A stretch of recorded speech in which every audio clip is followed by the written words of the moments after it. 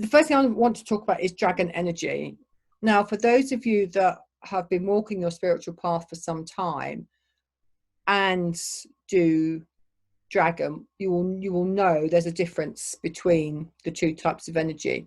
When I first started working with dragon, I actually found their energy quite heavy, and there's still a denseness to it. And people that are new to dragon energy, I had a conversation just yesterday with somebody about the denseness of the dragon energy, because it is much dense. It does seem, it's the only word I can find for it, really, like a heaviness or a denseness that you don't get with other spiritual beings.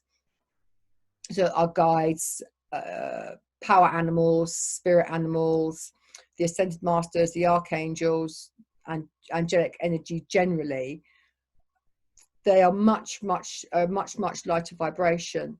Now, I tend to put this down to the fact that the dragons haven't been around us for a long time. Their energy is very new to us.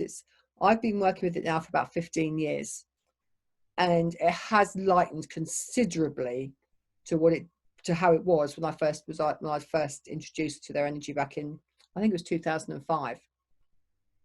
So it has lightened considerably.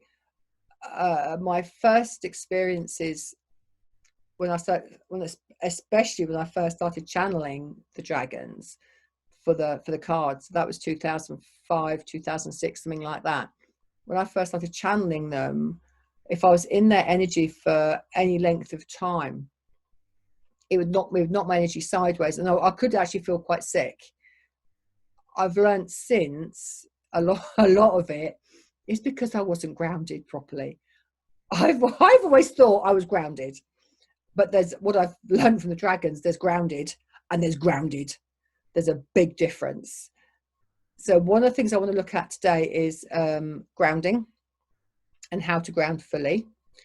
The 21 chakra system, and this has been written by my friend Anne Noble. Okay, and it's a little book. Now she's researched quite extensively for this, and then she's also put her own information on. She's a Reiki master teacher. Like me, she's also trained in dragon healing and dragon guided Reiki. So she's also quite a good channel, along with her. So we'll be looking at the 21 chakra system. Now, the dragons don't use all 21 chakras, but what they have added in is the interdimensional, which is one that they've told me about in the last 3 or 4 months. So we've actually got 20. We could go through 22. You don't need all 21 to work with the dragons, but they're useful. The other thing that we will look at is your own energy system. Now, this is again something that I did with my friend Anne, who's done the 21 chakra system for 2 years running. We didn't do it this year or last year, but so 4 years ago, for 2 years running, we did a year-long course with a small group of ladies that was called The Authentic Self was year 1 and Veins of Gold was year 2. And a part of it is about stepping into your power, owning who you are, shadow work, all that kind of thing. But we also connected into our own personal energy. And again, this is really powerful stuff to do with dragons, because you need to know your own energy system well and be able to ground that fully to work with dragon better.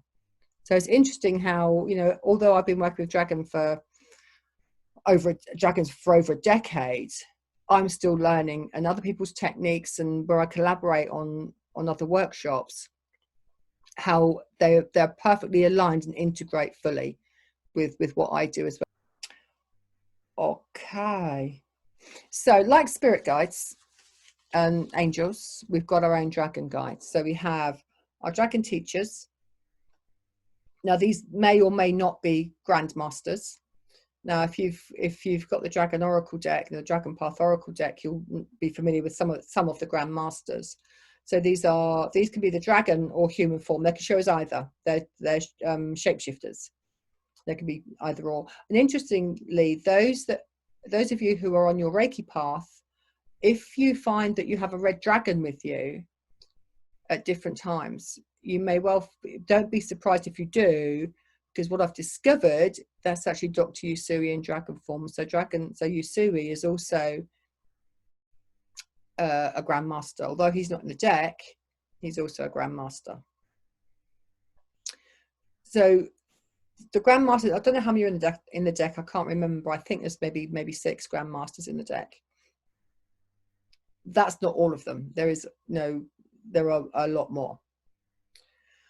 So your teacher may or may not be a grandmaster. So it could be somebody like Merlin, or it could just be any kind of teaching guide. My main teaching guide, I've got 2. I've got Gerald with 2 R's, and he always has to be introduced as Gerald with 2 R's. Now Gerald has a very good sense of humour, hence the Gerald with 2 R's. Then I have also Solomon. Now Solomon tends to teach me much more on the esoteric level. Gerald seems to be more life stuff, and Solomon seems to be much more esoteric. What else do I need to tell you? We've then got our guardians. So like our angels, our angelic angel guardians. We've got our dragon guardians. So we've got our teachers, our guardians, and those are on the healing path. You may well have a healing dragon as well. Mine's actually my healing dragon. I haven't used him for a while, but he's ice. And what's interesting, sometimes the healing dragons seem to connect to one of the elements. Not in every case, but if your dragon connects to one of the elements, ice, air, fire, water, earth, there are also wood and metal dragons. So if they connect to one of the elements, don't be at all surprised, or that something of that ilk. Don't be at all surprised. Okay, so that's sort of a brief overview of the dragons and what we need to know at this point.